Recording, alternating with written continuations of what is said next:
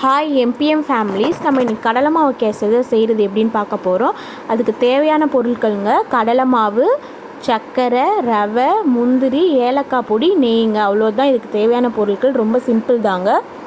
அதுக்கு ஒரு பேன் வச்சுட்டு பேன் நல்லா சூடானதும் நெய் ஆட் பண்ணிக்கோங்க. நெய் ஊற்றிட்டு அதில் முந்திரி பருப்பு ஆட் பண்ணிக்கோங்க. நல்லா முந்திரி வறுத்ததுக்கப்புறம் ப்ரௌனிஷ் ஆகிடும். அதுக்கப்புறம் ஒரு பவுலில் தனியாக எடுத்து வச்சுட்டு ஊற்றி வச்சுருக்க நெய்லேயே அந்த கடலை மாவையும் போட்டு நல்லா பச்சை ஸ்மெல் போகிற வரைக்கும் ஒரு 5லேருந்து ஒரு 6 நிமிஷம் வரைக்கும் நல்லா கலரி விட்டுக்கிட்டே இருக்கணுங்க. நல்லா அடுப்பை ஸ்லோ பண்ணிவிட்டு நம்ம கடலை மாவை போட்டு நல்லா கலரி விடுறதுல தான் இருக்குது. அதுதான் நமக்கு ஒரு 5லேருந்து 6 நிமிஷம் ஆகும். அதெல்லாம் ரொம்ப சிம்பிளாக முடிச்சிடலாம். இப்போ ஸ்லோ பண்ணிக்கோங்க. இப்போ கடலை மாவு ஆட் பண்ணுறாங்க. நம்ம ரவை ஒரு 1½ ஸ்பூன் போல் ஆட் பண்ணிக்கோங்க. வறுத்த ரவையாக இருந்தால் அப்படியே போட்டுக்கோங்க. சப்போஸ் வறுக்காத ரவையாக இருந்தால் லைட்டாக அதை வறுத்துட்டு அதுக்கப்புறம் ஆட் பண்ணிக்கோங்க.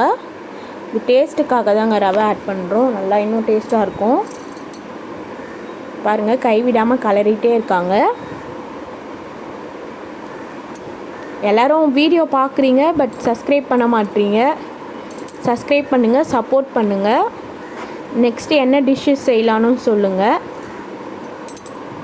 பாருங்கள், இப்போ கலரி விட்டுட்டே இருக்காங்க. நீங்கள் ஆல்ரெடி வீட்டில் இந்த டிஷ்ஷு செஞ்சுருக்கீங்களான்னு சொல்லுங்கள். கலரி விரல தாங்க இருக்குது அது.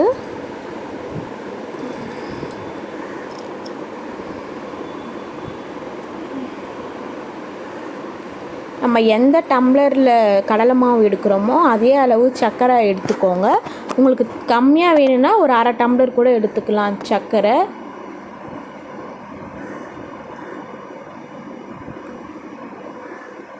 பாருங்க, இப்போ நல்லா கலர் மாறிடும். கலர் விட்டுக்கிட்டே இருந்தோம்னா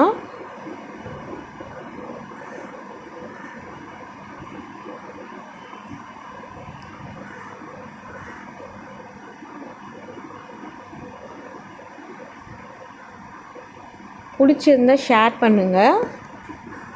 இப்போ சர்க்கரை ஆட் பண்ண போகிறோங்க.